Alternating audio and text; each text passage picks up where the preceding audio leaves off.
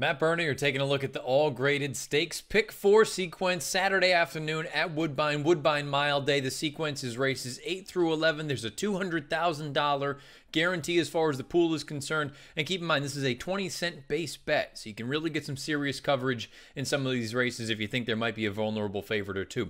This thing kicks off with the Grade 1 Rico Woodbine Mile. It happens to be the Woodbine play of the day for Saturday. Also happens to be the DRF race of the day for Saturday. You can find all that and more over on video.drf.com or the Daily Racing Forms YouTube channel. I'm going to spread in here. The way that I'm playing this, I'm playing with A's and B's. There will be no C's for me. And again, Ticket Maker is the best way to put these tickets together because you can really emphasize your opinions. That's what I'm going to try to do here. Race number 8, I'm going to use 6 horses, but I'm only going to use 2 A's. One of them is the number 1 Good Samaritan. The other one is the number 3 Delta Prince. Delta Prince makes all the sense in the world. Highest last out buyer in the field, has won at the mile configuration here at Woodbine as well. The 1 Good Samaritan, you got to get a little bit more creative if you want to make a case for him.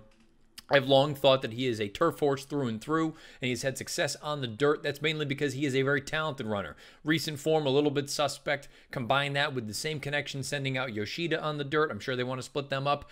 Good Samaritan, he's had success at Woodbine. His sort of coming out party was in the summer stakes as a 2-year-old. I'll give him a shot as an A. So 1 and 3 are my only A's in here. I'm going to use 4 horses as B's. The 5, the 6, the 7, and the 8. The 5 is Mr. Haverkamp. The 6 is Lord Glitters. The 7, Oscar Performance. The 8, Divisadero. We move on to the second leg of this all stakes pick 4 sequence. Again, $200,000 guaranteed pool, 20-cent base bet. Race number 9, it's the Grade 2 Canadian. I'm going to use 3 horses, 2 A's, 1 B. The 1 B, and that's where I want to start anyway.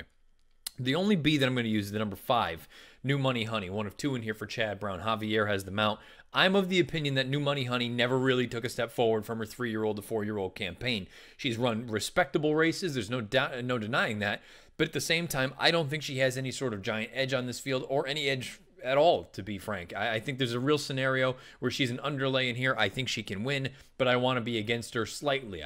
But at the same time, I don't want to get bounced out of the sequence if I were to catch a price later on. So I'm only using her as a B. Most of my eggs are going to be in the other Chad basket with the number 3 in Flexibility. She's run very well at Woodbine in the past. She's never been out of the exacta from 3 lifetime starts, 2 victories, and I thought she ran the best race in the Dance Smartly 2 starts back here off of a little bit of a layoff going 10 furlongs. I think that's about 9 furlong distance on Saturday is going to be much better suited for her. The other A for me in this spot is going to be the number 8 horse, and that's Halle Bell.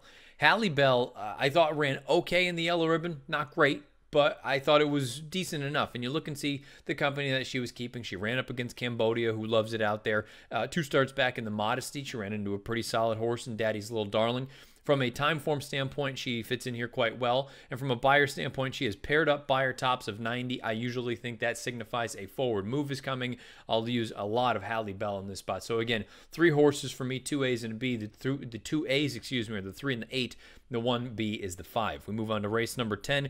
This is a race that I'm sure most people are going to try to just narrow in, because there's going to be a heavy, heavy favorite in the 10th race. It's the Grade 3 Bold Venture, 6.5 furlongs on the Tapeta surface.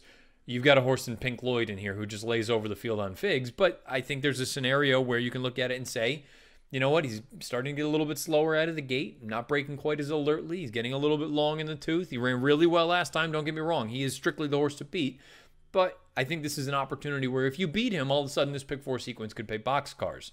I'm going to use 2 A's and a B. 1 of the A's is obviously Pink Lloyd. The other one is the horse that I've always been a little bit of a fan of, and he is far superior on synthetic than he is on turf. That's number 8 at Karen Road.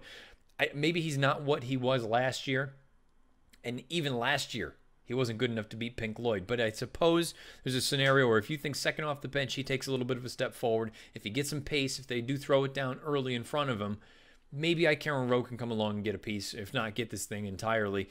15 to 1 on the morning line. He's my other A. My B in here is the number 9, Yorkton. Yorkton, there's a scenario. We laid it out when we did the stakes preview, which again, you can find on the DRF YouTube channel or over on video.drf.com.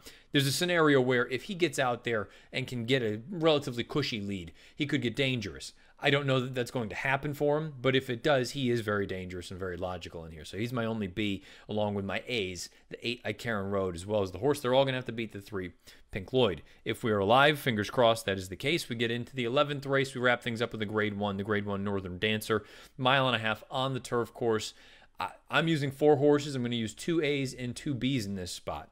My 2 A's, the number 1 horse, Mechtal, the number 10, Patterson Cross. Patterson Cross, I don't think he was ever going to win the Johns Call, but he did have a little bit of trouble at the top of the lane, or in deep stretch, rather. And I just kind of feel like at this 1.5 miles, the stretch goes on forever and a day at Woodbine. I think it's going to be kind of a grinder, sort of a stayer's performance, a stayer's race. War of attrition. I think Patterson Cross fits that to a T. And also the number 1, Mechtal. Look, he ran really well, I thought, in that Nijinsky. That was his first start since September of last year.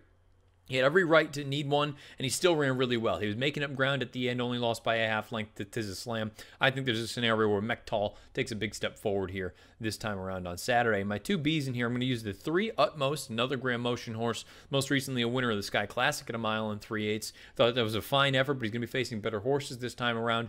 And the horse that most people, I think, are going to key on for this race anyway is the number 5, Hawkbill. Hawkbill comes in. He is the globetrotter. He is the class of the field. No question about it. Won the Dubai Shima Classic earlier this year, a Group 1 over in Dubai. My problem is I can't get that Northern Dancer from 2017 out of my head when he lost to Johnny Bear. Johnny Bear is in here as well, but let's call a spade a spade. Johnny Bear is not of the same caliber as some of the best horses in here. And Hawkbill should have never, ever lost that race. He is the best horse in the race. He has the most class. There's no denying that. But at a short price, he's that one that, you know what? I want to use him defensively, but I think you can beat him in a spot like this. I'll use him as a B. Again, 4 horses for me in this spot. 2 A's, 2 B's. The 1 and the 10 are my 2 A's, and my 2 B's are the 3 and the 5. Again, a tremendous sequence on Saturday up at Woodbine. You've got graded stakes all over the place, fun racing, a couple of grade 1s. You kick things off with this all-stakes pick 4 sequence races 8 through 11 with the grade 1 Woodbine Mile, and you wrap things up with the grade 1 Northern Dancer. It's a 20-cent base bet. $200,000 is the guaranteed pool size for this sequence. It's tremendous. You're going to want to get involved. And again, DRF Ticket Maker is usually the smartest way to go about putting together your tickets. Race number 8, the Woodbine Mile. The Saturday Woodbine play of the day, as well as the DRF race of the day, kicks things off for this pick 4 sequence. Scheduled post time, 4:48 Eastern. Good luck.